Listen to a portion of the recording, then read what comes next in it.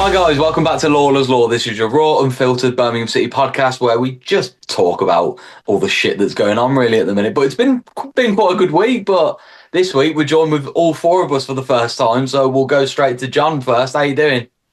I'm sad, mate. How are you? Good. Always good. I'm buzzing to have all of us on. It's been a great transfer deadline day, hasn't it? So we're going to fire straight into it. Yeah? Yeah.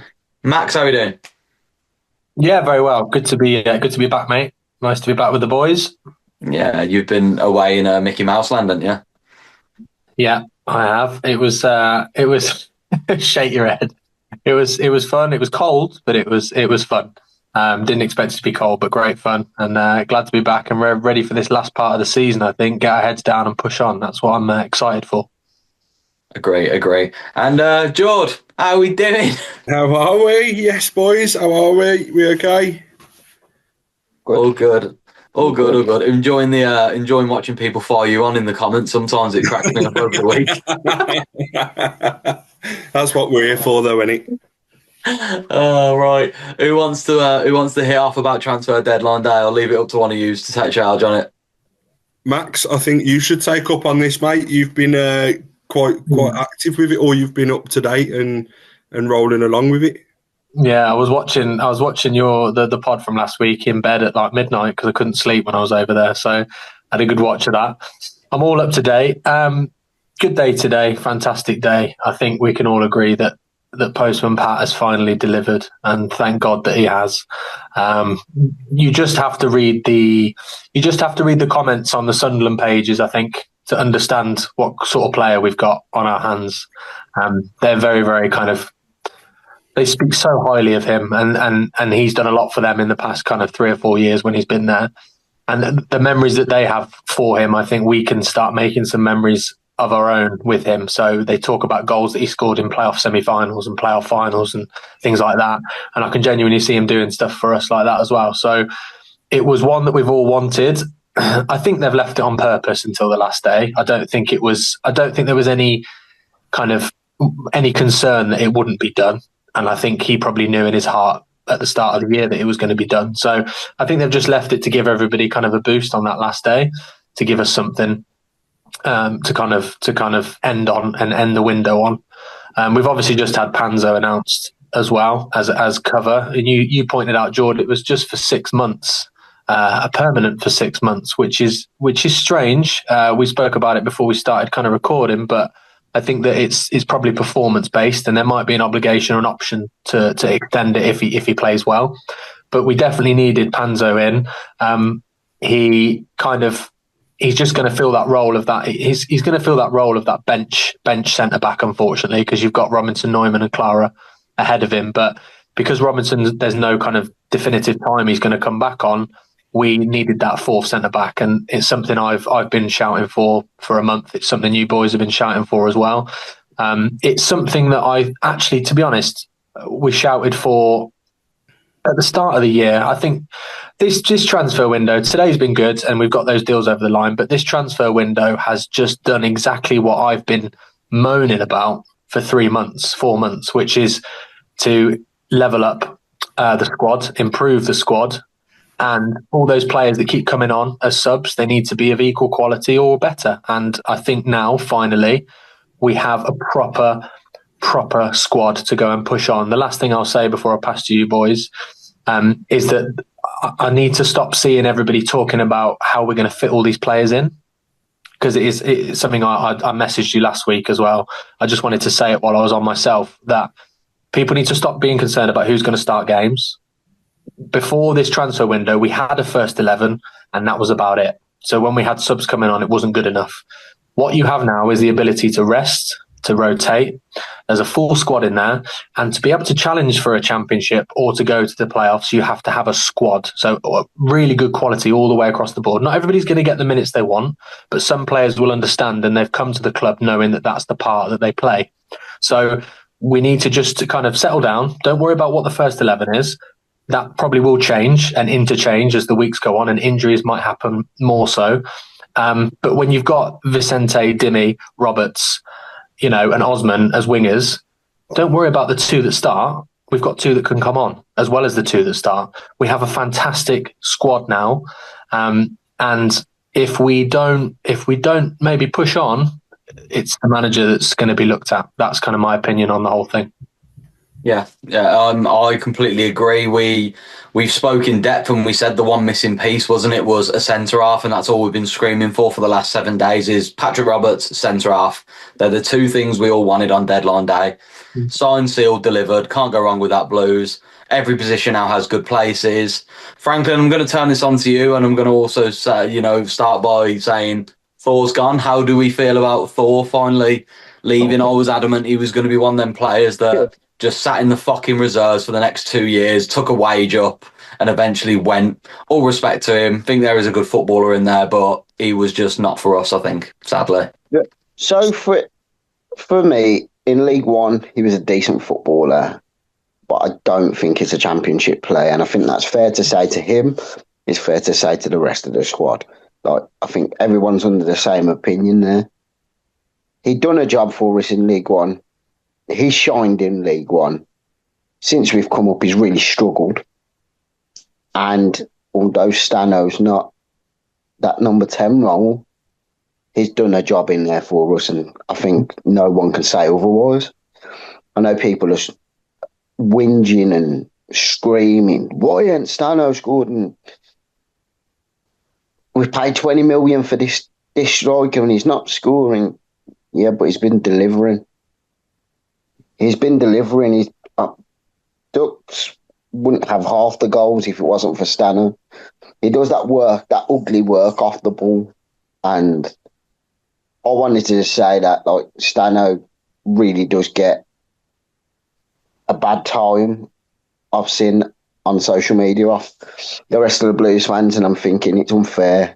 It really is unfair, because if you watch a Blues game, what he does off the ball is unjust.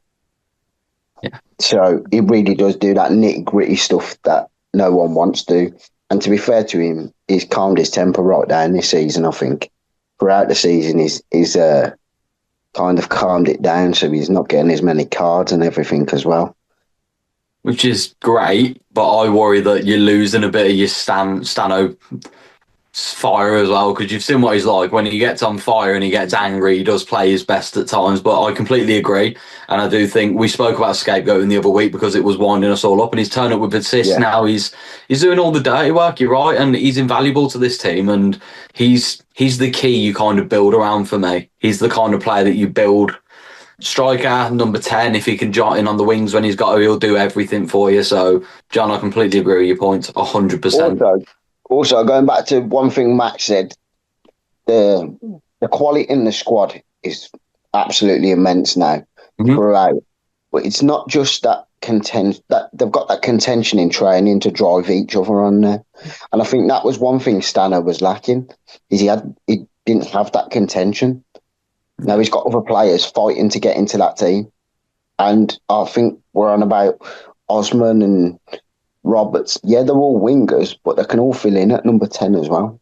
That's also a big thing. So we've got the depth there now, boys. And I'm actually excited for the rest of the season now, instead of, we'll be all right, I suppose. Yeah. Like, it's nice. Yeah. It's not going to be a dogfight, but yeah. Yeah, great. This is one. Can I just touch on something really quickly before we pass over to Jordan? Obviously, his opinions on it all. Firstly, I love the fact that he gave Thor about 5 seconds and then fucked him off. Yeah. Literally gave. He's like, "Yeah, this season's gone." You were just like, "Yeah, Thor, see you later." But anyway, Jay. So, with the Stano thing. Jordan's spoken about it a lot, and you spoke about social media, John, and I know Jordan's touched on that in the past and said kind of give him a break, and this is the player that we need to build the team around. I've said that on the last pod that I was on as well. I still think he looks like he's lacking in confidence. There was a chance against Oxford where he jumps through and he didn't shoot and he squared it. Now he was being unselfish, which is great. But the old Stano for me would have just leathered it in the bottom corner. So I think he's having a bit of a confidence issue. But always for me, he hasn't scored for a while. And in the past, when the whole club has been on his shoulders, everything's been about him. So if he didn't do well, then Birmingham City didn't do well. That was basically how Jay was regarded in the squad, because he was the best player. He was the most expensive player. For me now, Jay needs to just take a minute and stop worrying a little bit, because there's so many other bits of quality in that team that he doesn't have to be the main man anymore. Not that we don't want him to be, but that the pressure can come off him a little bit. So not everything's always about Jay having to score every single game or Jay having to succeed and perform every game, because there might now be games where he's rested, like Jordan said as well. He might be rested and not even played or come on for 20 minutes at the end. Jay isn't going to be the man now that is kind of weighed down by all this pressure. And for me, that means that he might then lighten up a little bit, ease off himself, not give himself such a hard time, because we know he does when he doesn't score, and then he can just start flourishing again. So I just wanted to touch on that I think this kind of transfer window and the quality we've brought in will help Jay in not just a physical way and a performance way, but kind of a mental way as well. Yeah, agree 100%. Valid, very valid and true points. And we know Stan will score again. He always does. He'll turn up events with the goods, and he's one of them strikers that once he starts, he'll go on the run, and I imagine he might not bag on Saturday, but West Brom's there for the taking if you're going to start him. Like that's kind of, he'll G himself up for a fucking derby game at St Andrews, won't it? Yeah. Right, this one I really want to do, so I'm just going to lob this over to Jordan. George, do you want to talk about the bitter ex-girlfriend that seems to be Keshi Anderson? Yeah, so before we go on to that, can I just say that Blues have just announced that we've let Scott Wright go to Dundee on loan. I wondered if he was going to go out on loan. I did wonder this afternoon. Dundee on loan. Sorry, second week in a row, I'm just turning into Jim White here and chucking deadline transfers in on the last minute. But yeah, so we'll go Keshi. The first interview, I think both interviews, there's probably a point in there of stuff he said where I could probably look at it and go like, yeah, we've said in the past that Davis seems to have pick-me's that every week they're in the team, whether we like it or not. But at this point, when you're doing your second interview for your new club, give it a rest. Just move on. You know, the excitement in his eyes in that first interview when he said, "Oh, you know, now I'm playing for another team in blue." Well done. You shouldn't have been here anyway. We gave you a chance, an exit window out of basically going to work on a building site. You'd left Blackpool, had nowhere to go. We gave you a trial. You come in and made Solihull Moors look like Solihull Moors, and you got a contract out of it. And yes, I will sing your praises all day long for everything you did, but to go to Portsmouth and still be talking about us 2 weeks later, it's got to that point now where it feels like when we talk to Villa fans and you do the whole you're obsessed. Just let it go. You weren't good enough. It's as simple as that. And I feel bad because he was one of my dad's favourite players last season, and my dad was always really hyped up about him and stuff. And I said he does a job for anyone at that level and bottom championship level. He really does a job. But to go to Portsmouth and not go and do a job and just talk about your ex-team, that's like me banging on about Lewis Koumas after he's exited. So, it's just, which we're not going to do today, boys. We'll leave that one well alone, please. That was my next hit to you. Is going to say something talk about Koumas. I'm having when he pulled his shirt up and it had "fuck Jordan Pink" written on it. Fair play. He's gone out and done it, but he did it against Cov, and that'll be his one and done. That's coming. That's 100% being clipped and coming back to bite me in the arse when he scores 7. It can do, but I'm not just saying this out of bitterness to Koumas. He was offside. I'm sorry. He was offside. I don't get how the linos missed that. We're turning into Keshi Anderson here. I don't want to sound like the bitter ex-girlfriend. Go well, do good. Wish you all the best for your career. Just never come back. I do just want to, before we go into my idea or my thoughts on the transfer window, I do just want to bring up a kind of comment that was made last week. I was gonna comment back on it, but it's what we want. We want engagement, and someone saying that we picked Beadle and not Kyogo on here and stuff like that. I picked Beadle specifically because I played in goal, so he's the one I concentrate on quite a lot. And I've said in the past, if you watch past videos, that if you know me, 99% of my time I'm watching the keepers warm up, I'm watching the keepers in the game. That's just always been my thing. You boys, especially John and James, you should know, I used to sit behind the goal at block 10, and I was there before anyone else because I wanted to watch Mike Taylor warming up and I wanted to watch Joe Hart warming up. It's just been my thing. So, yeah, I'm going to point him out. And on that point, I do just want to say Oxford, he did really well. I wouldn't say he did great.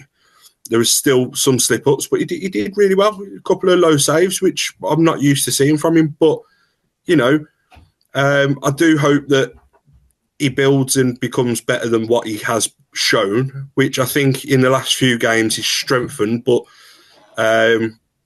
yeah, still leaves a lot to be desired. And I think I've touched on it in previous videos, that's for Mike Taylor to do and not for us. So, you know, leave that one there. But transfers, both Max, John, James, you've all wrapped it up really well. I think it's when you talk about Stano and building the team around him, it's not about just when he's playing. It's about building the team around him so when he's not available, we've got the next best thing that can come in. Not someone that will fill a role. It's someone that will come in and do exactly what Stano does. You know, and I think that's the big thing now is Williamson wasn't up to that. You know, Thor's gone. And again, thanks for League One. I'll never say a bad word about him for what he did at the club. I don't think he was what we needed going forward. But, you know, thanks for your service and see you later sort of thing. It's not as heartbreaking as when Samstead left. And that's weird to say. Seems we're missing a lot less of Samstead than we did of Thor. And I think that speaks a lot to what we've seen on the pitch. But, yeah, again, Solis looks more than capable. I'm not too sure what we were worried about with Girona saying that he was absolute garbage. Osman, again, frightening quick, frightening. I mean this in the nicest way possible. Damari Gray doesn't now just come back and walk into your team, which is what we wanted. We wanted all this time to say to someone like a Cochrane, prove Keshi Anderson wrong. Prove that you aren't just going to walk back into this team now, pick up your shirt and go straight on that pitch. And I think the way that we've recruited takes away that side of things where it was just, we know what the starting 11 is going to be. Now we don't. Do we start seeing Iwata playing at right back? Or do we start seeing Asai Samuel? I know he came off with an injury at Oxford. You know, do we start seeing a bit more of a defensive push up? So kind of starting a higher line because you've got a bit more of a pacey attack and players that are going to track and stuff like that. Dux, for me, he's been under the microscope a couple of times since he's joined, but I've said to Jamie in the week when we met up that he does one thing that goes unnoticed, and that is his one-touch flick football is, you know, it frustrates people at some top points because he should be looking up and finding a pass for Stano or, you know, when Kyogo needs to get through, that should be. But what he does do is them one-touch flicks are where he is in front of goal. He is the best poacher we've had for a long, long time because he gets in front of the keeper, gets in front of a defender, and he doesn't even have to look where he's putting it. He just flicks, and he's such an intelligent football player. It could go anywhere, and it's the little flick football, and it's the tiki-taka sort of style, but out of a big shithouse striker, which we've not seen. I wouldn't even say Duke did it because he was very much hold the ball up and let players join the attack. Dutch will do it on his own if he has to, but he also likes the little flicks and get into space. So, yeah, Prisk, again, not really seen enough to go against anything yet, but the link-up play for Dutch's goal, phenomenal.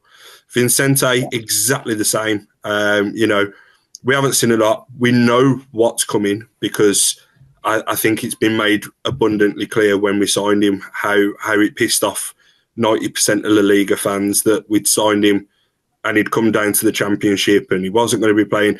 I think this is the calibre of player that we should be looking at, and I think we can historically go back through and every single one of us have said we need to stop looking at League One players now. What we came up with was a League One team. What we now have is what we should have had from the start of the season to not be in the position we're in now. I don't think there's no reason now with this squad you could not push top 6. I think we're now starting, and I know everyone's coming back with the same thing, saying Oxford haven't scored for loads of games at home. No. It doesn't matter. You play who's in front of you, and we've won our last 2 away games. Give us that 2 months ago, we would have cried for a point away from home. Oxford were red hot on the back of beating a Leicester team 2-1. There's, if you'd have said that to an Oxford team of last year or the year before that you were going on to beat Leicester, I know they're not the Leicester that we know, but it's still a Leicester team. It's still a team that have just come down from the Prem, that have a big name attached to it. Now, most teams we expect to fear going to those grounds. It just goes to show teams like Oxford and Sheffield Wednesday, Portsmouth, teams like that are in that kind of mixture of teams that you shouldn't have worried about a few years ago. You're now starting to worry about because they're fearless. The Championship isn't what we once knew it was. It wasn't the parachute payment teams just walking over the league, especially this season. It is very much an open playing field as in terms of everyone's signed capable players. Yeah, 100%. I mean, look at Friday's just gone. Derby County have just fucking 5-0 Bristol City at their ground. Anything, and Bristol finished playoffs last year. I'll tell you, sorry, Joe. I just wanted to jump in on that because I watched an Oxford team dismantle Ipswich at home, 3-1, I believe, and I think it might have been under Rowett. I think it was, and it was a bit of a time ago. But like Jordan's saying, these teams, you just play who's in front of you. You can't underestimate who you're going to play away. Wrexham only managed to beat Sheffield Wednesday 1-0 away. They were 0-0 at half time. So those couple of results that we've got away from home, especially with our away form as well, don't underestimate how kind of key they are and crucial they are to go and get 2 clean sheets, 2 goals in both games. Could have scored more, especially against Oxford. But I think Oxford, beating Leicester, again, Jordan's right, because Leicester have still got quality, individual quality. They might not be playing as a team right now, but they've got a lot of individual quality. So if you can beat Leicester 2-1 and then come against Birmingham at home, I was looking at some of their comments before the game and they were right up for it. Their fans were like, right, let's do Birmingham. Let's push our way at the table. We can have these boys. They're nothing special. They're rubbish away. We made them look terrible. I think I watched the same video you've watched, and people there was predictions going around like they were going to smash us 3-1, and we were never going to get anything out of that game. Yeah. And it just goes to show that anyone can beat anyone. Yeah, absolutely. Yeah, difficult league, isn't it? Franklin, anything you want to lob in on this? I want to give props to where it is. Like obviously Davis and Gardner, they've come in and they've kind of saved what they should have done.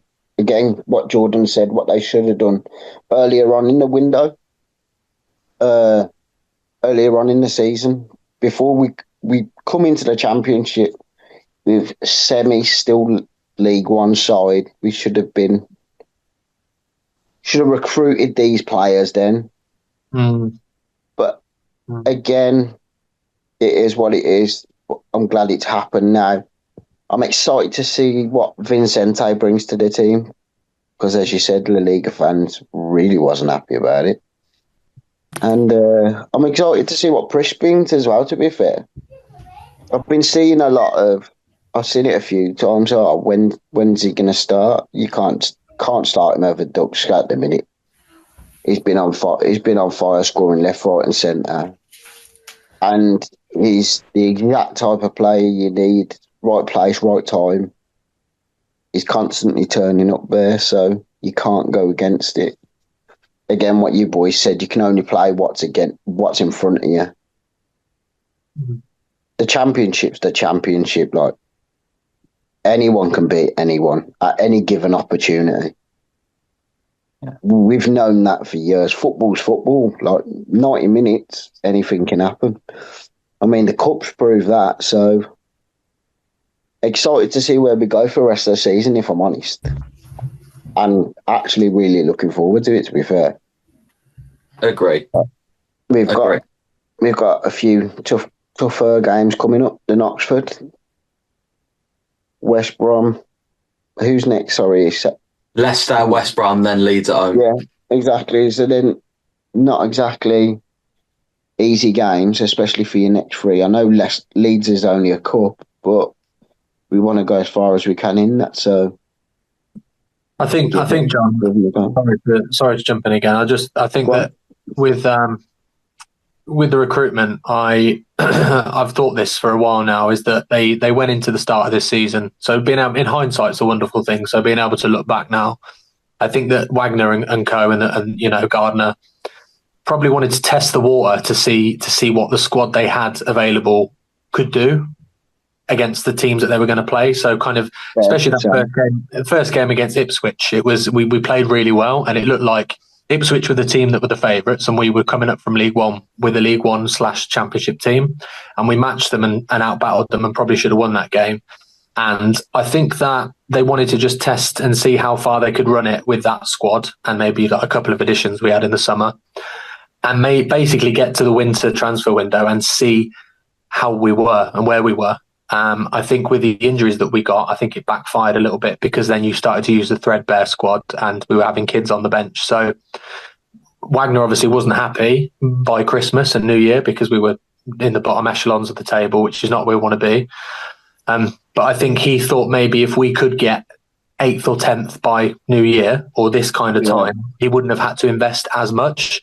I think that the good thing about our owner and the ownership we do have now is that they've recognised the problem and they've addressed it massively. So, I've said before about social media. Wagner knows what happens on social media. He gets told what the fans' view is and what we feel. He would have seen that we all thought that they'd kind of fucked up the summer transfer window, and I am in agreement with that. But he just wanted to see how they got on, I think, and give it some time. He doesn't want to have to pump money in unnecessarily. So if that squad from the summer could have got 8th or 10th by New Year, he's probably happy to just put a few more in.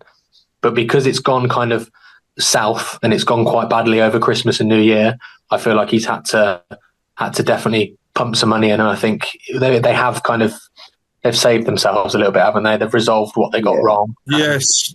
Got better. I kind of want to add to that as well. I think a lot of pressure from all of us, so me included, a couple of weeks back, was on Craig Gardner to get it right, because we pointed fingers at him because of the recruitment. And I think the telltale sign of all of this is that the whole club listens, because when we started signing these players, we were like, oh, okay, yeah, they're listening. Yes, they're listening to that, but also the fact that Wagner turns around at Stoke and says, oh, Craig's spending money like it's growing on trees. I think that went to show that they're all in such a tight-knit backstage kind of behind the scenes that we don't see, because the fact that they're letting Gardner just pull the purse strings, go with it, go and get your man that everyone wants, make sure it's the right man. And I think that was the big thing. And we could maybe, not right now, but at the end of the season, we might all have to hold our hands up and apologise to Gardner and say, we doubted what you could do. And actually, he went and proved himself to be right, because he's actually gone out and signed what now looks like the team that we should have had from the start. And like you say, I do think that we've kind of started the season and kind of gone, yeah, let's go at it. But I do think there should have been one or two reassurances, especially with, we weren't to know what a disaster cash-in would have been. We didn't know that Robinson had started off his life here just becoming a walking red card. A lot of that happened, and we kind of, as Blues fans do, and I think most football fans would do the same, we spat our dummies out the pram and we're like, you've not got the right person, go and get it sorted. Robinson's turned out to be a fine addition. Cashin started doing well towards the end of his spell. There's still question marks over a few of them. I think Kyogo's one of them. But again, that might just be down to style of play. It might be down to other things. Dux, when he's had the finger pointed at him, I think he's just shut us up. Every time he has a quiet game, he turns around and just shuts us all back up again. Wagner was the first one to really kind of make me stand up off my seat in January and go, we mean business here. Yeah. We were all in the same boat. We were all like, oh, here we go again. Another signing that we're never going to see play. And, you know, he's come from the MLS. We don't really know what he offers. And then all of a sudden, first game in, and we're like, oh, shit, okay. We've actually gone out and we've scouted correctly now. I'll be honest, it is one of my favourite signings.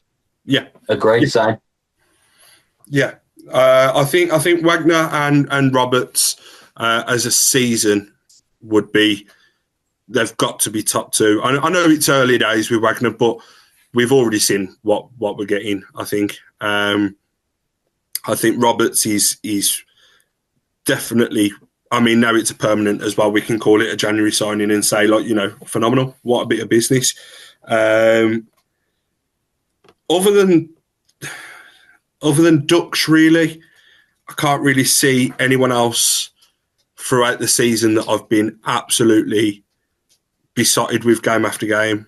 You know, Damari, yes, he's shown it, but I think at the start of the season, a few people were going, I don't know, you know, he doesn't look like the same player. But I said on the first podcast we did, as soon as we seen him play, it's rust from being in Saudi. And he blew the cobwebs away and unfortunately got the injury as he was hitting the ground. Mm-hmm. But yeah, I think Roberts and Wagner are absolutely phenomenal. I think someone who's currently in strong contention to become a fan favourite is John Solis as well. I think the way he asserted himself on Saturday, and he came on against Sheff as well, and he came on against Stoke, and he gave us that physicality and that bit of class. Like, he breaks up play, and he's also very calm, which is what I respect. Like, he's very. My only downside is I really want to see what him and Doyle are like in the middle together. And that's nothing against Pate, because Pate did well on Saturday and he put a good ball in and he caused all the issues. But I'd like to see how him and Doyle play together, because Doyle and him have that good range of passing as well. And I'll give a nod to Disney again quickly.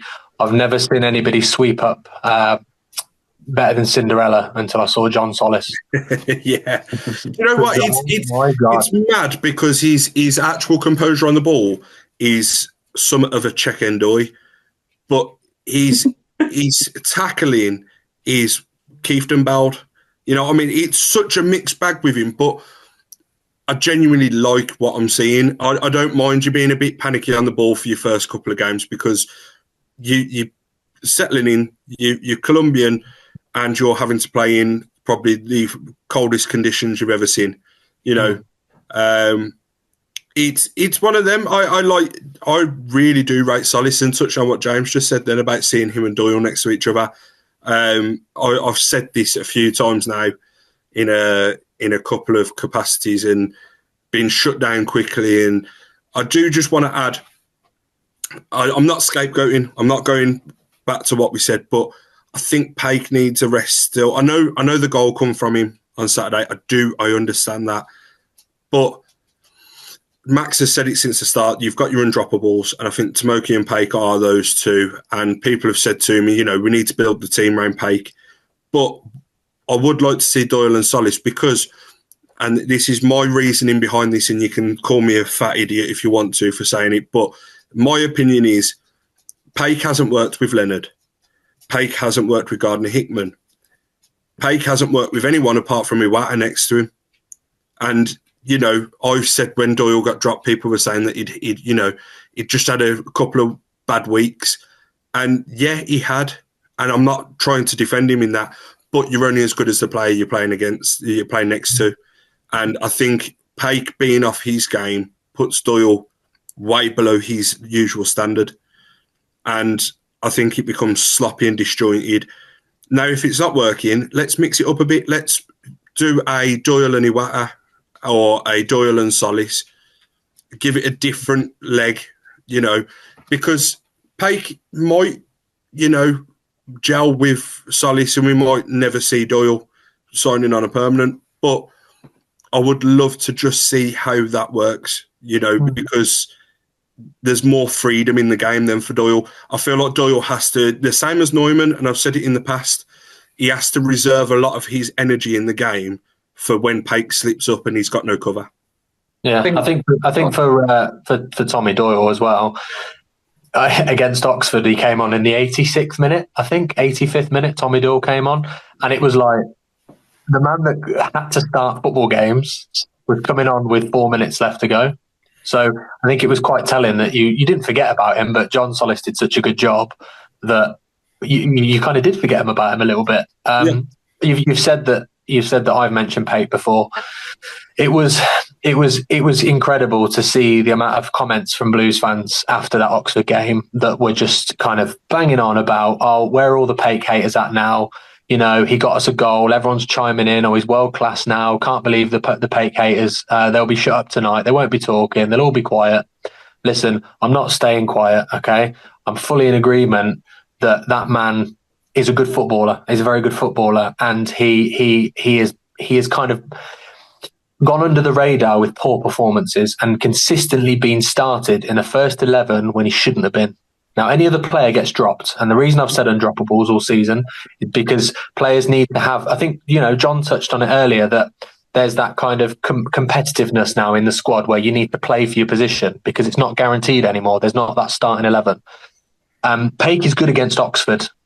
Paik is good against teams that are maybe in the lower end of the table. And I want people to understand this. When it's a big game, when it's a difficult game, Paik sometimes goes missing. We played Bolton last season. Literally, me and you were on the same wavelength then. We played. It's good. We played Bolton last season and we got absolutely fucking torn apart. Okay, we lost 3-1, but we were terrible. We were miles off it. And Paik had a disastrous game. And last season, the one game where we really were tested, he fell apart. Now, he's a good footballer, a very good footballer, and on his day he's a good footballer. But when he's not performing to the heights that he needs to be against big teams, and this is what's worrying me about West Brom and Leicester, because although they're in self-destruct mode right now, they have a lot of good quality individually, and if it just happens to spark that they have a good game, we could still lose to Leicester and West Brom. I don't want to, but we could do. So I'm in full agreement to give him a bit of a rest and maybe start that we can start that Doyle and Solis partnership. I don't want to scapegoat him either, but it's nothing that I haven't said since kind of September. I'm still sticking by it that it's not about the Paik haters have gone away. I've given him his dues when he's played well, but it is normally against the kind of lower echelon teams. And I've also then criticised him against the big games where he's gone a bit missing. So but this is the big thing, is it's not hate. This is what I don't understand. Is people saying, oh, Paik haters, and they're saying Chris Davis haters. Well, they're not haters. They're fans that are seeing something wrong, and they're completely in their right to say this isn't working. Mm-hmm. You know, I grew up in a time when we had old boys that used to scream from the terraces to go 4-4-2, change it to a fucking formation we like. Well, that's gone away now, unfortunately, and we do it on social media, and people are going to say what they don't like about certain players. It doesn't mean you hate them. I don't hate Paik. By a country mile, I don't hate Paik, and I agree with you. I think he's a very good footballer, but we also need to remember he was in that team when we went down, and he was about to leave, and we were buzzing that he stayed, and he signed that contract to stay in League One, and, happy days, that's great, but you were in that team that went down. So you obviously have your faults. Yeah. And this isn't, I'm not trying to say that it was his fault we went down. That's not my point at all. But he is one of those surviving members of that team that went down that season. Yeah, because if you look at a result if you watch QPR this year away, right, and you watch that QPR game, and then the next couple of games we get better results. I can't remember off the top of my head, but I think at home we still play well after that QPR result. You had the whole, we got a good result after QPR. Where have all the Chris Davis haters gone now? Are you joking? QPR was fucking terrible. And the substitutions were terrible. The tactics were terrible. The formation was terrible. You can't just ignore the fact that a performance or a decision or decisions are bad because the next one is better. It doesn't make any sense. You criticise what's going on in front of you and what's happening at the time, And then if it's a better performance, then you praise that. And that's where I think what we do on this podcast is we praise where it's due and we criticise where it's due. It's not about hating anybody at all. It's not about hating anybody. And I've said Pate played very well against Oxford. He did, but he was playing against a poor midfield. So let's just take it for what it is, shall we? Yeah, sorry, John. Go on. No, it's me. Hi. Go on, John. Can I just throw out, and this bothers me a lot, and it winds me up because I don't think many people, you guys will, because you understand how this works. It comes on position as well. Pake's at left centre mid, Dawes at right centre mid, right? Pake has got, at the time, Cochrane, now he's got Wagner next to him. He's also got Damari Gray-Osman, who trap back now and make tackles, and he's got Clara behind him. Doyle on his side has Patrick Roberts, who's great on the ball, and he'll try and find Patrick Roberts. But then you've got Neumann behind him, and Neumann's out of position because he's having to deal with the fucking psychopath that's known as a Watter, playing the Glenn Johnson centre forward strike back role, whatever he's fucking doing on the day. So I think Doyle gets stick on the fact that he's caught out, and he gets the ball and he's like, right, what are my options? I can't give it to my right back. Why? Because he's fucking up front trying to have a natter with Stano over here. Like, Roberts has got 3 people on him. Neumann's trying to defend 2 separate fucking positions, but Pake's fine over there, and he can drift in and have 1-2s with Dimmy. It's fine. It's fucking great. That goes back to the point we've been making now for the past 3-4 weeks about Neumann, where people were saying he wasn't good enough and we'd be happy to see him go. He's covering so much fucking ground, because when Pake loses that ball, because this is my only gripe with Pake, he isn't physical enough as a midfielder. He is your, like, if I was to look at the way he's built and the way he is on the ball, he's your typical number 10. Yeah. You know, he plays in front of the midfield, not in a holding midfield position. I think he whacked the bulking up over the summer. We looked at that and was like, oh, he's going to be a shithouse in there now. And all of a sudden he's at right back. And like James said, he's playing as a striker for 99% of the game, you know, and it's swings and roundabouts, and you can't. We could sit here and dig out every single player in the team that's made a fault, but I think this is the thing that Blues fans need to understand and they need to get a grasp of quick, is that there are going to be tough times in the Championship. If we make it to the Prem, God forbid, because it's only going to get fucking worse. You imagine Pake up against Bruno Guimaraes every week. You imagine Pake against Declan Rice. You know, this is what I'm trying to say. It's not a hate thing. It's a thing of where we are now and where we're going. Does Pate come along with the ride? Sure, that's fine. But he cannot be starting every week. No. It doesn't work. You have to mix it up. You have to mix it up. You can't. The same as what we're saying about Damari Gray and Osman. You're not going to let people walk into the team. And I think that is where I do agree with Keshi Anderson is, it has been a couple of players have been handed their shirts and told they're your shirt. Yeah. As anyone who knows football, you always play to win that shirt. Mm-hmm. Yeah, that's just how it is, John. He's not active all season, has he? He's not active all season. So that's my gripe with him. I don't hate him, and I think he's a great footballer, and we'll move on from it because it's become a Pate bashing thing, but. It's just, you know, everybody should be playing for that shirt and nobody should have a God-given right to start a game. And my point all season that I've been laughed at is that he just hasn't been able to be dropped even after a terrible game. And that's where I criticise Chris Davis a little bit. And, you know, before we move on, I'll say quickly that this team, this squad now has to perform under Chris Davis. If they don't, I think, Jordan, you mentioned it last week for me because I wasn't here, but you said about him being under the microscope, and God, has he got a good team now? He's got a top 6 team there. And if we'd have started the season with this team, I think we'd be a lot higher up. So I really think he's under the microscope, and he'll probably last to the end of the season. I think Davis, there's no issue within that because we're not going to get relegated, are we? So it'll be end of the season, and then they might mix it up because he doesn't achieve. Also, as well, he's under the microscope because in the 50th minute of every week, he can't get Willem Williamson out to warm up and 60th minute sub on. So I think that's I think that's where we look at it now and we kind of go, look, your hand has now been forced into.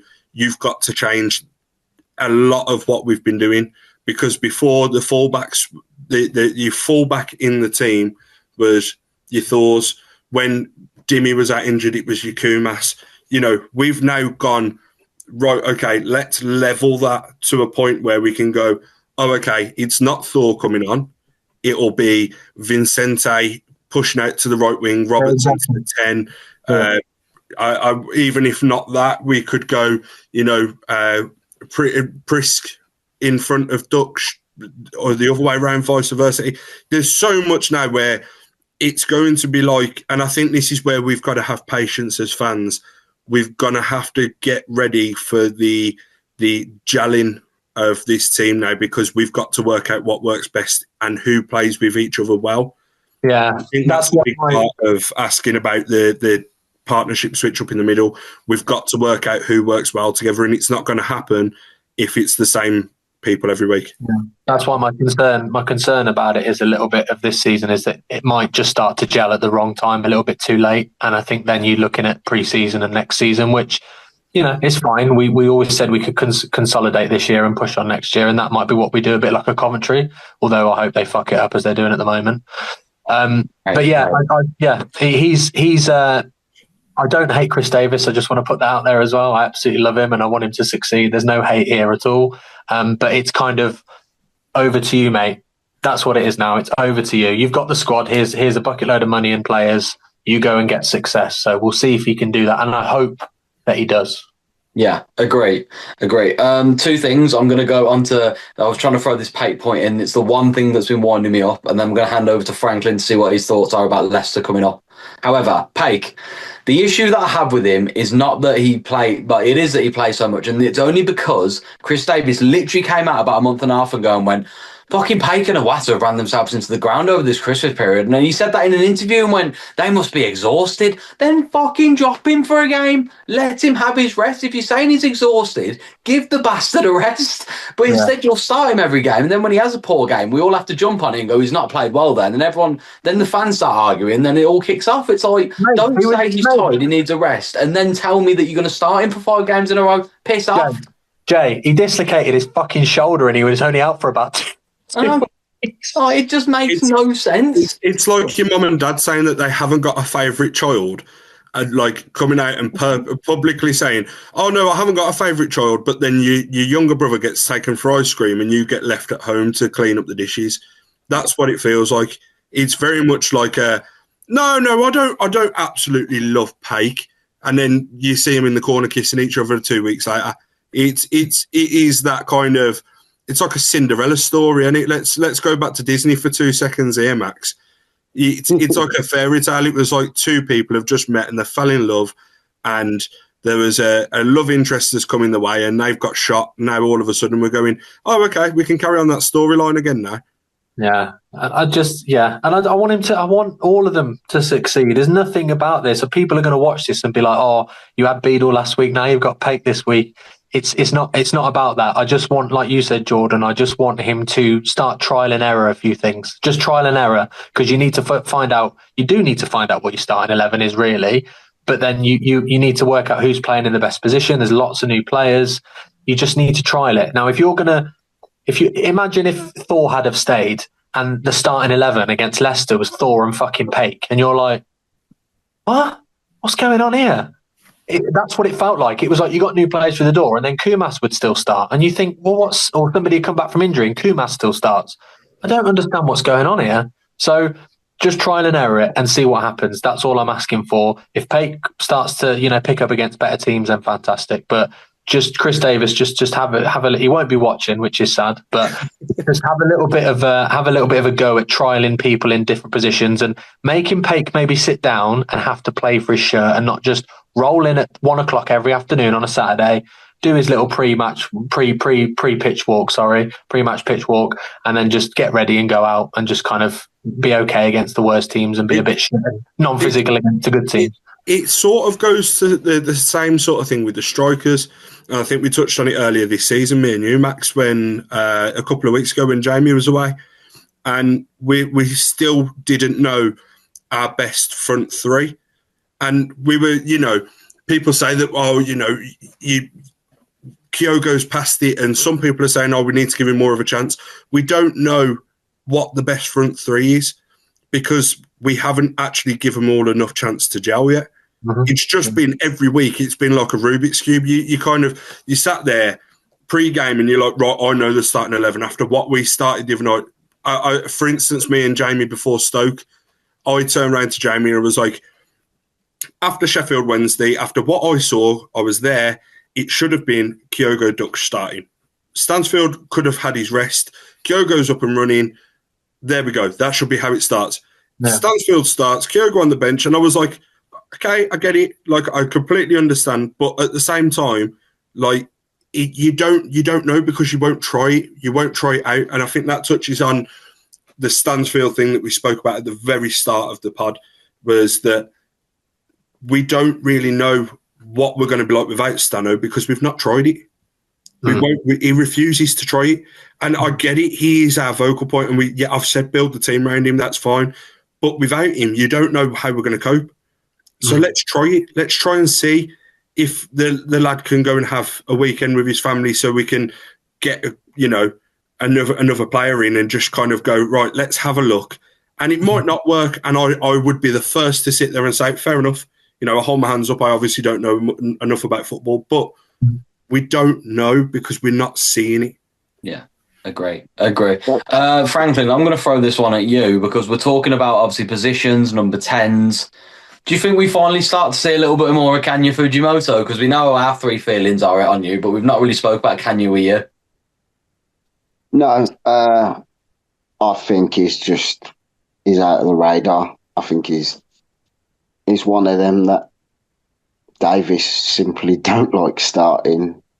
I mean, you can look, we've had kids on the bench and we've had a very thin squad, yet he's put fucking Jason Kumas on in front of him. And you stood there scratching your head thinking, what the fuck has this kid got to do? Quickly going back to the midfield thing, I've been screaming out for weeks that we need a big, giant shithouse in the middle. And I'm thankful it's coming the signing of John Solis. Yeah. Also, to touch on Tommy Doyle, he'd be one signing that I'd love my phone to ping right now and go, sign him on a permanent. Haig needs to, I'm in full agreement, Pate needs to sit down, and that's what we're talking about. That the squad now has to fight for the shirt. They have to. It's a must now. Yeah. So if Pate has a shit game, fuck off. Sit on the bench for a game. Exactly, yeah. And that's the only way you're going to get the best out of these players. Yeah, agree. I mean, if they're coming in thinking, oh yeah, I'm going to fucking walk in the park here, they're not going to perform because they don't need to perform. Yeah, exactly. Look at Clara's red card against Derby, and then Robinson stepped in with Neumann, and we were all genuinely going, does Clara walk back into this 11? Because at that point, Robinson was playing fantastic. Neumann was doing a good job, and you were like, I know he's club captain, and he is. We love Clara, but I think he's been found out a little bit this season. Like, every single position, every single Beadle included, Allsop can always step in. You look at right back, you've got, Brighter Eye Samuel Laird's going to be back in training soon. Awata will have to move back into the middle, I'm assuming, when Laird's back, because he loves Ethan Laird, and we all do. I think Clara and Neumann battle it out. You've got Panzo and Robinson now. You've got 4 centre-halves. I mean, my main issue is, where do we stand on when all 3 left-backs are fit? Wagner's got to start. Wagner's got to be the one that starts. Buchanan, if we get half the Buchanan that we had in the Championship, he was my player of the season when we went down. Love Buchanan. I think Cochrane will have to maybe look at leaving, which is, I know a lot of people will probably not like anyone saying that, but he's been found out a little bit this season. I think your midfield now, you've got good options in the middle.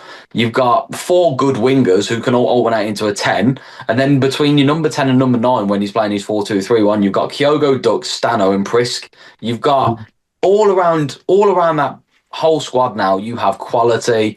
And like we're circling back to 45 minutes ago when we said it, we've axed loads of people who just weren't up to the standard we want to be at. We've now got an incredible squad, and I do think Davies is going to be under a microscope. But on that, with what you said about the left back before you move on, James, draw a little bit of comparison. Now, I'm not trying to say anywhere near the quality, but in my mind works in a way of looking at old teams and drawing a comparison. Cochrane and Wagner is your Tsimikas and Robertson at Liverpool, where Robertson would start every game, which is your Wagner, and then Tsimikas will come in and just do you a job in the Champions League, which is your Cochrane. I don't think we get rid of him. I think it's more likely to get rid of Buchanan, and that's upsetting to say, but I think David... With the injury. Yeah, the injuries, it's not a light injury that we can just roll back the years and come back into the squad. I think he'll come back a changed player. I think one that's left today is one that we can kind of look at that it's happened to, and that's Roberts. It's a similar sort of comparison of like he never came back the same way. You know, we don't know about Scott Wright. We'll see how he gets on. You know, that was a bad injury, but he could go and thrive at Dundee and become, you know, a very good Championship right winger, but I don't think his future will be with us. Same with Buchanan. I would love it to happen where we do keep him, but he was decent at Derby. He did really, really well for us. He will go to your Oxfords and he will go and be one of their star players that they didn't know they needed. You know, and it's sad to say, but I think we need to kind of now hold our hands up and say that, and we've been saying it all along with a lot of different players over the past few weeks, the direction we're heading to where we've been, I don't think Buchanan comes along with that ride, and it's really fucking horrible to say because same as you, James, I think he was if not our number one, he was up the top three of the players when we went down. And it's gutting because you do want players like that to thrive, and he's stuck around and he's working hard to come back. But I just don't see him getting back into this team. I think the road to recovery will be that long. He will have to go out on a loan, and that loan he would have to set wherever he goes on light to be able to be back into that starting 11 and just walk back in.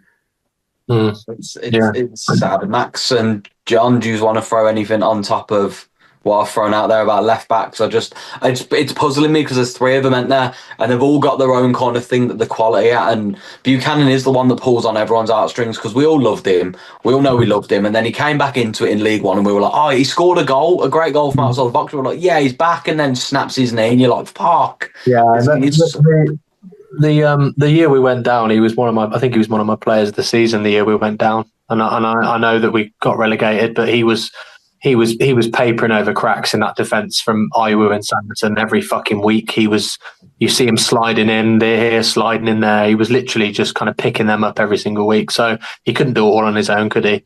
That injury was really bad. When you watch it back, it was his leg basically snaps in half, and it's the way he got crushed against the post kind of thing. So I think it was Blackpool, wasn't it? The injury. Yeah. And yeah, he'd only been back for a couple of weeks. It was really sad. But the thing with him is you have to remember is he's not just come back from that. He's then had setbacks after that because he should have been back a bit of a while ago. And I think he's had some calf issues and maybe a hamstring issue as well. So he's had a lot of setbacks. So it's not just this one injury. I think he goes in the summer, and I think he drops down potentially to League One. That's what I think. Kind of a high end League One team. I think like Cardiff. I think they'll come back up, mate. But like in terms of a team that would be like a Cardiff, like you're probably gonna go up. So yeah. So that kind of thing. But yeah, I think League One, kind of a high end League One team, maybe somebody that is getting promoted. Yeah, a team that's getting promoted, maybe a Bradford or a Cardiff, something like that. So I think that he does drop down and go in the summer. But what I think Jordan wanted to make a point as well. No, I was just saying a Huddersfield or someone like that. Yeah. You know. A team that's known for kind of jumping between leagues. He could go with, again, he could be at Sheffield Wednesday or somewhere like that. You know, he'd do a good job there. I think the thing is for me is we're going to see a max exodus at some point. We're going to see a mass exodus of players that, you know, Kyogo being one. I think Summer, if he hasn't hit more than 5 goals before now in the end of the season, I think it's back to Celtic or maybe elsewhere. I think that will be because the if we do sign a bigger caliber of player, it's nothing against his ability. It's just that, I'm sorry, it hasn't worked.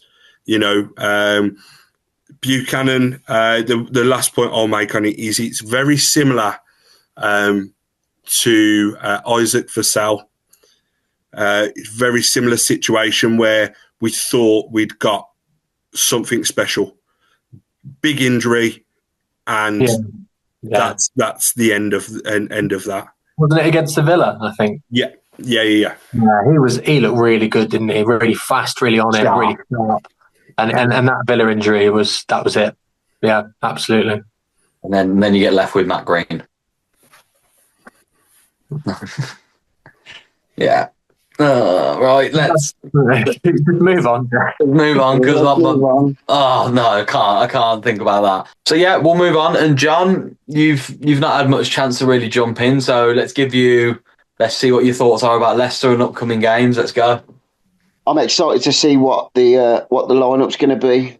We said earlier on in the pod that it's going to keep us guessing now. Everyone's got to work for the shirt. Do we see that Doyle Solis in the middle? Highly doubt it, but yeah. Osman, Roberts, or do we see Vincente coming? No. Does he rest Stano? Does he stick? It's exciting to see. It's exciting problems to have, and nice headaches to have as a manager, to be honest.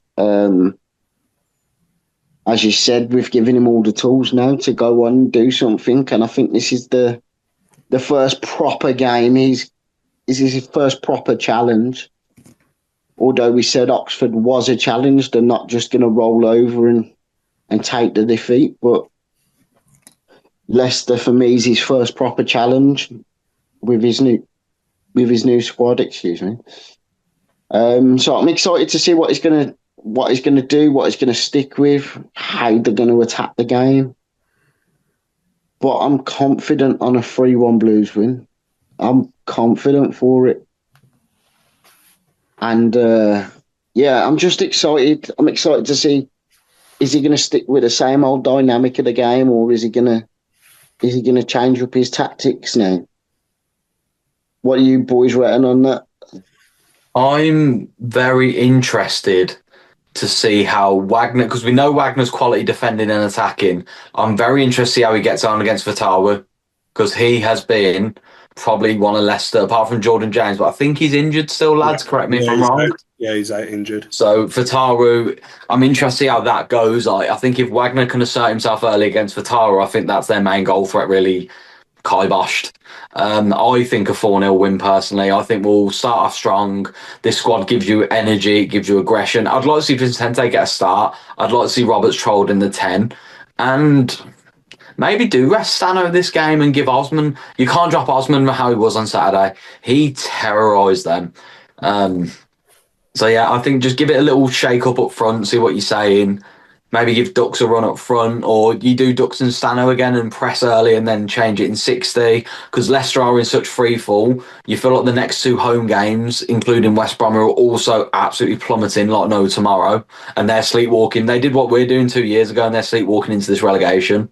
If Stano's going to start picking goals and getting his moments, I think these are the 2 games he'll start to shine. Or he'll shut me up and he'll score a hat-trick against bloody Leeds at St Andrews. Yeah. I think the Leicester and West Brom game are first 20 minutes, 25 minutes really important, Jay, like you say. I think we go ham, go at it from the start like we do in our fortress at home. Really good intensity, really good pressing straight away, because these 2 teams, the last thing we need is for them to get a goal, nick a goal early, against the run of play, and give them a little bit of hope.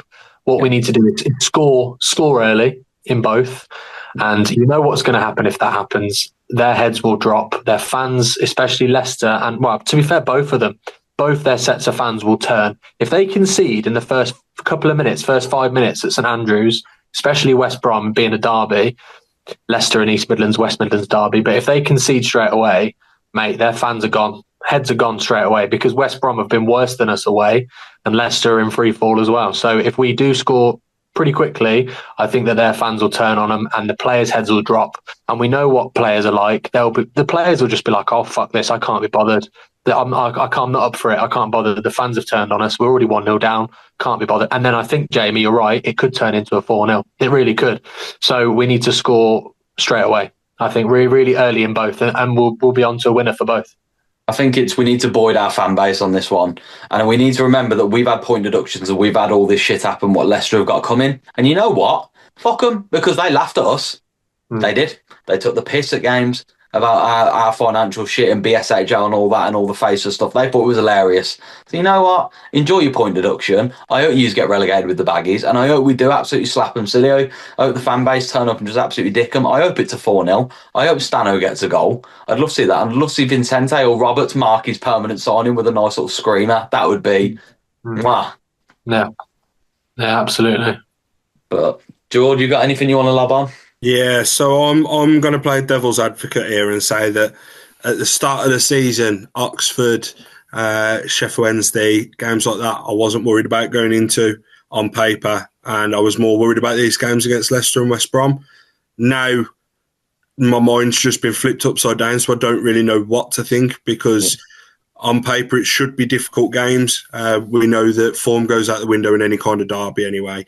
But I think we need to build some momentum into the Leeds game. So I think we really need to give it a really good go.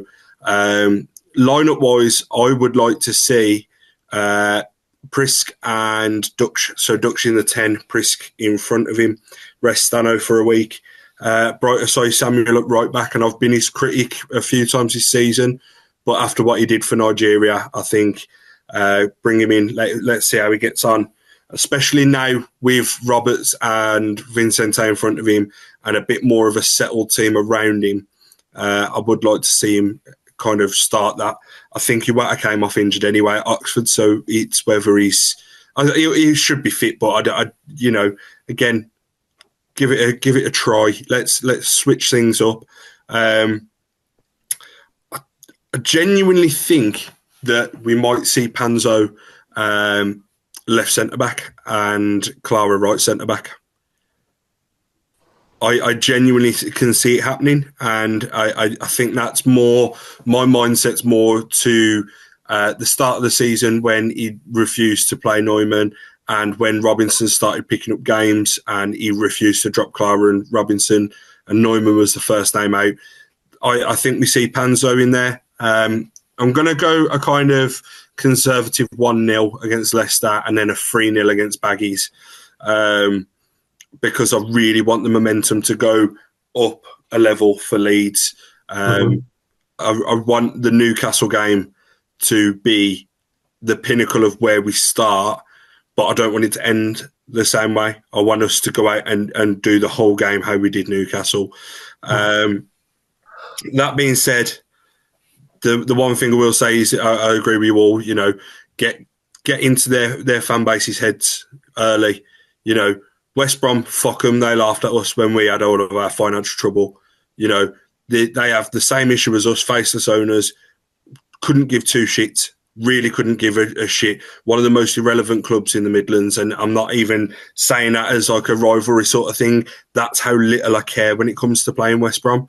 I've always had the hatred for the Vile and Wolves. I never really cared about West Brom. Leicester, again, don't really give a shit. Just fuck West Brom completely. I really couldn't give any less of a shit about one team. Tesco bag wearing knobheads.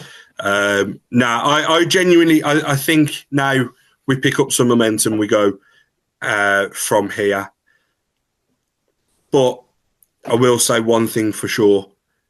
Fuck West Brom. No, we're joking. I genuinely think Stano gets a goal in the next 3. In the next 3, he gets a goal. I can see it happening. I can kind of... See it happening against Leeds. Yeah, do you know what? It wouldn't surprise me, but I also, at the same time, I've got this thing going around in my head going, don't score against Leeds, because they're the sort of team, if they manage to stay up next season, they'll go, oh, that kid that scored against us in the FA Cup was good. Let's go and give them 25 mil. You know what I mean? I don't want him to. This is a selfish sort of thing. I don't want him to do well against the Prem team because I don't want anyone looking at him. Especially if it's definitely going to be on TV as well, 12:30 kickoff on a Sunday. This is what I'm saying. Hands off my boy. Just let Stano rest for the Leeds game and just let someone shit out the game. Now, I genuinely, I think now. How to have a worldie against Leeds? Yeah. The last thing I'll say on Leicester and West Brom is probably important in terms of this season has been stop-start the whole way through, and every time we've tried to start a bit of momentum, it's crashed and burned, and we've just started to get a real poor run of results. And it's been what ifs this season, hasn't it? I think a lot of this season has been what ifs. What about if we beat Derby? What about if we got a point away at QPR? All these kind of what about if we did beat Wrexham away? So I think that it's very important now going into this last part of the season that we start to beat these bigger teams, because Leicester and West Brom are still a big team in the Championship, and they're teams that we've fell apart against in the past at times, not always, but at times. So, when we went to Leicester away this season, we all felt confident going into it, and it was just, of course they've beaten us 2-0 away, because it's just what happens when we go away to Leicester. I don't want that to be a thing where we play these two teams at home. If you're going to be serious, Chris Davis and the board, about progressing and trying to get in that top 6, these 2 games are the games you need to win, and win well at home, because it sets a precedent for what you want to do for the rest of the season. I know they're struggling, but if you can go and get 2 away wins and then go and smash West Brom, or smash Leicester, smash West Brom, I think it sends a bit of a message out to the rest of the league. And it's like Birmingham aren't afraid of anybody anymore. It doesn't matter who they are; they're not afraid of anyone.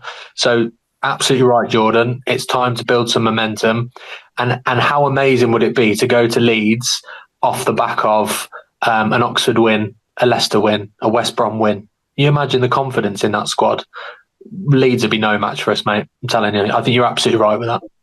Yeah. I will just add one little thing, Jane, before you say anything. This is only going to click to a couple of people probably in the world, so it'll go over a lot of people's heads. But I really like the fact that West Brom's walkout music is called The Liquidator, and that's what's going to happen to him at the end of the season. Oh, jeez. Love that. Well, on that lovely note, we'll move on to the final segment. And Max, we've made an executive decision while you were doing something that we don't really have a wanker of the week, so we're going to give you your Mad Max segment for a few minutes. So, Max, go on. Hey, get away. All right. I think I've had a bit of built up anger in the last couple of weeks since I was last on. Couple of things I want to touch on. The first is that today Patrick Roberts signed, and he did a little bit of a video, kind of an announcement video, and it was something to do with what it was kind of a buzzword quiz thing. So the admin would say a word to him, and he'd have to say a word back to them. So it was kind of like fans, electric, St Andrews, fortress. So he was giving these words back. I think that what he's saying is that our home crowd is what gets us and drives us through and pushes us through these games, especially Leicester, West Brom and Leeds now. The fans need to get behind the team, and they need to come together to get behind the team, because I am getting fucking sick to fucking death of hearing that fans are fighting each other in front of kids. Okay? They're fighting each other. They're being inappropriate. There's still the whole issue of racism flying around at St Andrews, and Jordan's touched on it before. And it does make me mad and makes me sick that this fan base, we are turning into something that we never wanted to be, and some of us are turning into something that we used to kind of lambast in the past and say that we never want to be that fan base. So it's very important for me and very important for everybody watching that we stick together as a club, because if we're going to progress and we're going to do this 5-year plan and we're going to get this new stadium and we're going to get to where we want to get to, which is the Premier League and beyond, if necessary, and hopefully, your fans are the core of that club. And if your fans are in arguments and at disarray with each other, you're not going to get anywhere. And I'm telling you, the players feel that. Now, John's played, Jordan's played, Jamie's played, football at a decent level. I haven't, because I'm a bit old and fat. But even when I was younger, I couldn't really play very well. I just pretend like I know what I'm talking about.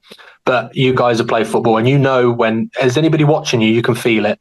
And if those players feel that negative energy and they maybe spot a fight in the crowd, or they spot an argument in the crowd, it's all going to turn. And if you start turning on Davis in the crowd as well, when you're at home and away, but when you're at home, especially these next 3 games, I want you to support the team and come together and stop fighting each other. How many times do we have to say it on this podcast, online? It's ridiculous. Sort your fucking selves out and stop fighting each other. If you want to talk about it like men or women, have a conversation over a beer, share your opinions, be a fucking adult about it, and stop fighting each other. Okay? Stop it.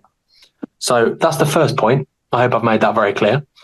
The second point is, can we just take a little minute to laugh at Coventry City?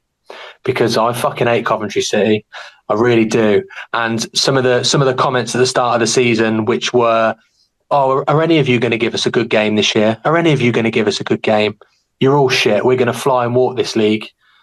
You've just blown an 8 or a 10-point league, lads. So I'd just be a little bit careful what you wish for, because teams are starting to give you a good game, like we did at St Andrews a couple of weeks ago.